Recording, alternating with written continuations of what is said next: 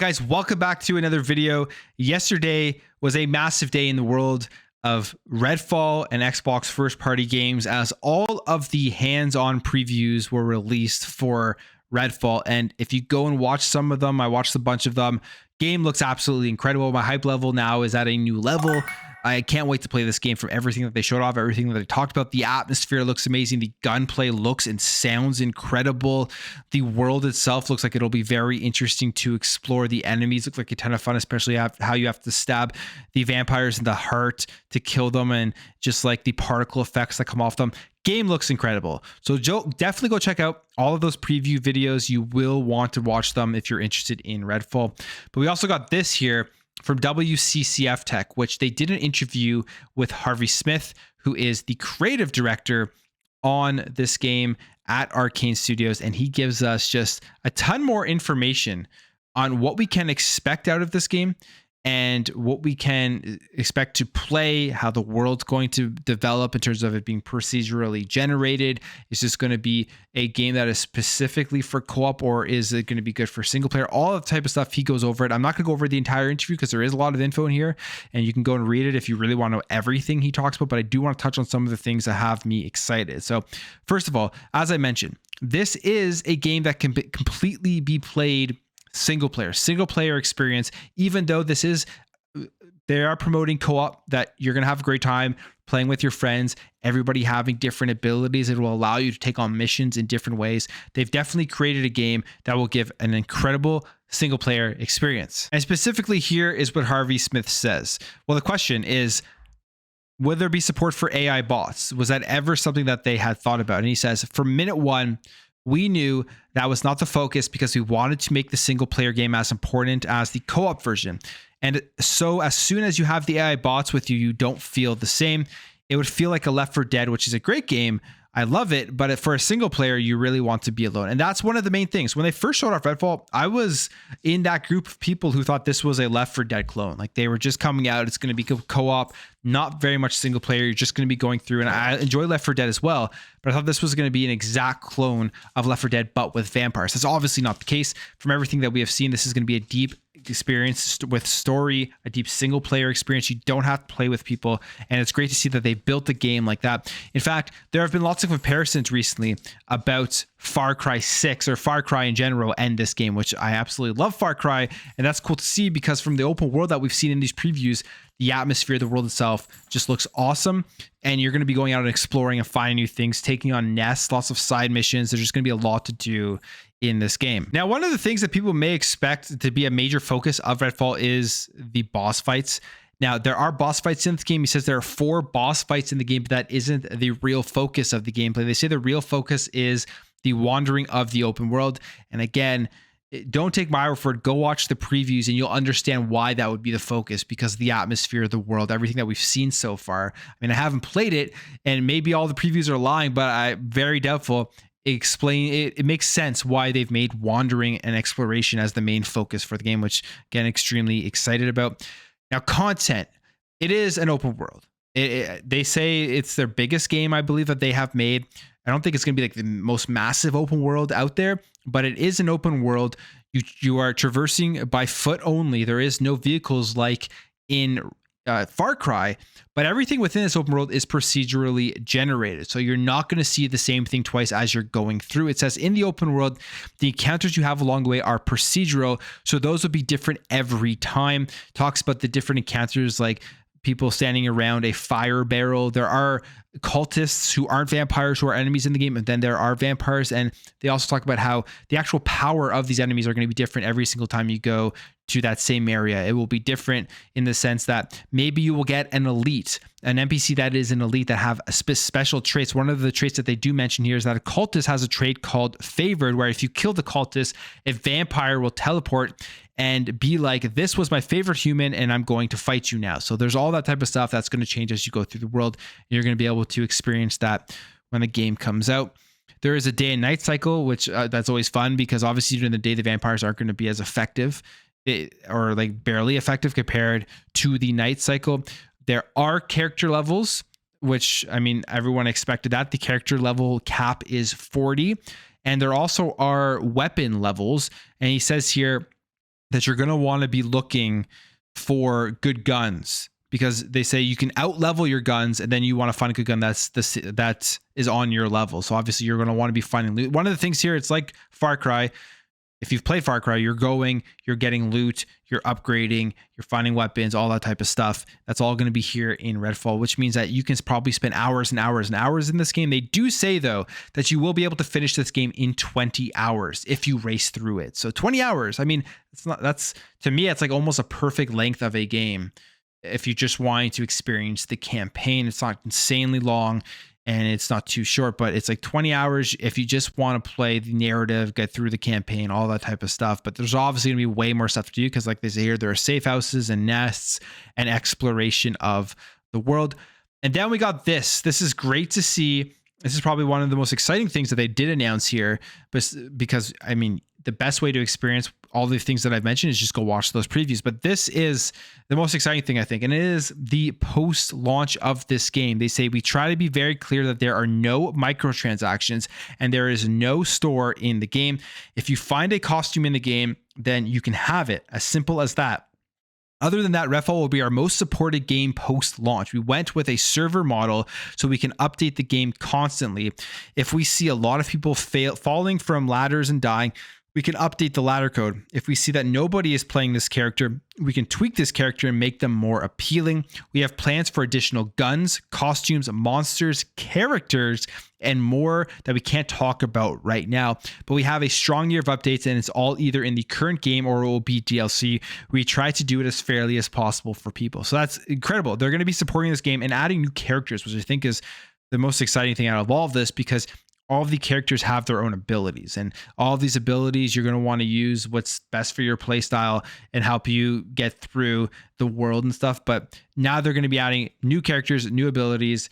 And I wonder how they're going to do this in terms of actually selling this game, because we know that they have the Bite Back edition. So maybe this will get people excited to actually go out and buy the actual bigger edition to get access to all this DLC when it does eventually drop. So pretty exciting stuff from Redfall. Game looks really, really good. I cannot wait for this to come out. As we know, it comes out right at the beginning of May, but that wasn't the only news for Redfall. There was a bunch of other stuff that they did talk about, and I'm going to pull it up here. And another exciting thing that shows that they are listening to feedback. Redfall and Arcane, they're working on actually removing that always online requirement. That was one of the things that had a lot of people put off when that announcement came out, that you'd always have to be connected to the game. And my argument around this entire thing when it came to always online is that I didn't like it. I'll be honest, I did not like that they had made this announcement that this was something that was going to be involved with this game. And not because I'm not going to be online when I'm playing, and I'm always going to be online. I'm always connected to Xbox Live and all that stuff. But for me, it was game preservation going forward. This is a single player game. You can play it in a single player experience. In 10 years from now, once they're not supporting this game anymore and they remove the online features, they remove it like we've been seeing recently with all the games being delisted by EA. When they finally do that to Redfall, you wouldn't even be able to experience that single player experience anymore. And if you went out and bought that game full price, it'd probably be very, very frustrating. It's just bad overall for game preservation. It's something that I'm definitely concerned about as someone who likes to collect physical stuff for the next generations of gaming, that games are just not going to work anymore. You're going to have just an empty box essentially. And I know these discs, a lot of them are just license keys, but there are discs that come with enough content on the disc to actually be able to play the single player experience of those games.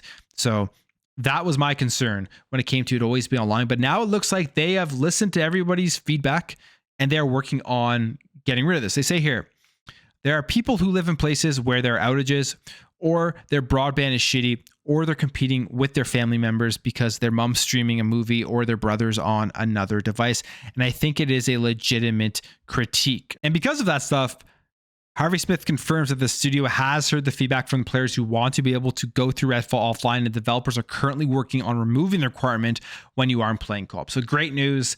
There's no timeline. He also mentions there is no timeline right now for it, but they are working on it. So hopefully this game does come out. And I mean, the stuff that he mentions here are all legitimate reasons, but I know for me personally, like generally, I'm not going to have that issue. For me, again, it was the game preservation going forward. I'm just happy to see that they are working on it. And by the time this game does go offline, I'm assuming they will have all of that stuff worked out. And then we have this, which has caused just an uproar, specifically, obviously, with the Sony fanboys and the PlayStation fanboys and just the console wars in general. And that they have confirmed that Redfall was actually originally in development for the PS5 before Xbox bought Bethesda. And this was via IGN France. And again, it was Harvey Smith who said this. He says, we were acquired by Microsoft, and it was a change with a capital C. They came in and they said, no PlayStation 5. We're focusing on Xbox, PC, and Game Pass. Continues on here to say, it's not very serious. It's even a good decision, I think. It helps to support Game Pass and have one less platform to worry about, one less complexity. And then he says, Game Pass has a ton of players. It could become our biggest game thanks to 30 million, where I can't remember the exact number of subscribers. So a few things here, obviously. Yes, this game was in development for PlayStation 5. Not surprising. PlayStation had a marketing deal with Arcane, with Bethesda for Deathloop. It was a timed exclusive from the same studio. So obviously they would be forward thinking that this game that they are developing is going to be on PlayStation. In fact, maybe it would have been another time exclusive on PlayStation. Who knows? It all depends on how well the Deathloop deal went. If it wasn't for Xbox coming in and sweeping in and buying Bethesda. So that's not surprising whatsoever. And secondly, he says 30 million for Game Pass, which I think their last number that they reported was 25. I could be wrong, but I believe that was the last number they reported. So as according to him, and although he says he can't remember the exact number, so he could just be guessing, could be closer to 30 million subscribers to Xbox Game Pass. But getting back to the gaming back was originally in development for PlayStation 5. You're seeing it all over social media. People are annoyed. PlayStation fanboys are upset. You see them taking the CMA, the FTC, all the regulatory bodies on Twitter saying this is what's going to happen when the Activision deal goes through, which is just absurd to me, because here's my take on this entire thing. So I'm going to give my Twitter a quick plug here. Go follow me on Twitter if you haven't. I use it decently often, but like I don't really get involved in the console wars or anything, but I tweet this out, and this is truly what I believe, because all the arguments, people are just literally arguing in bad faith. They don't have comprehension skills. They don't listen. They don't read any of that type of stuff. And I tweeted, if you think Xbox stopping Redfall from releasing on PS5 means they lied about their exclusivity promises, you are just arguing in bad faith and shouldn't be taken seriously. And the reason I say that, because if you listen to anything Phil Spencer has said since Bethesda came part of Xbox Game Studios. First of all, there's this clip. I'm not going to play it. I've played it multiple times. I've gone over all the quotes. He says, this is about delivering great exclusive games for you, Xbox customers that ship on platforms where Game Pass exists. And then there's also this quote that everyone keeps taking out of context, and it's in regards to talking about Elder Scrolls and then just exclusivity. He says this, I don't want to flip out about that. This deal was not done to take games away from another player base like that. Nowhere in the documentation that we put together was, how do we keep other players from playing these games? We want more people to be able to play games, not fewer people to be able to play games. But I'll also say, and this is where people don't read, in the model, I'm just answering directly the question that you had. When I think about where people are going to be playing and the number of devices that we had, and we have xCloud and PC and Game Pass in our console base, I don't have to go ship those games on any other platform other than the platforms that we support in order to kind of make the deal work for us, whatever that means. And you know what he said? He said, new games going to Game Pass, legacy games staying where they are. They haven't lied. They have been doing that. And if you thought that this deal was not going to have any exclusivity, and every time something like this happens, then again, you were just arguing in bad faith to say that they lied with what they were going to be doing with these games. Redfall was never on PlayStation. It wasn't even close to being done in its development cycle when they did acquire Bethesda. There were still 2 more years. I mean, we're in 2023 now, and they are keeping true to their word. Redfall is not a legacy title. It's a brand new title. It's staying wherever Xbox is, and it's still, because it's on Xbox, gives way more access to way more people on way more devices than any of the other console platforms out there like Nintendo and like PlayStation. So when you see the trolls saying that he's lying, you see the trolls say that Xbox is lying, again, they just are arguing in completely bad faith, and all they don't want to actually look at what has been said throughout this process. But I'm going to leave the video there, guys. Let me know your thoughts on all of this stuff with Redfall. What do you think about the game? Have you watched the previews? Are you excited? And what do you think about the outrage now now about the game being in development on PS5 but not releasing for the console. If you enjoyed this video, hit that thumbs up. If you're new, hit that subscribe, and I'll catch you guys in the next video.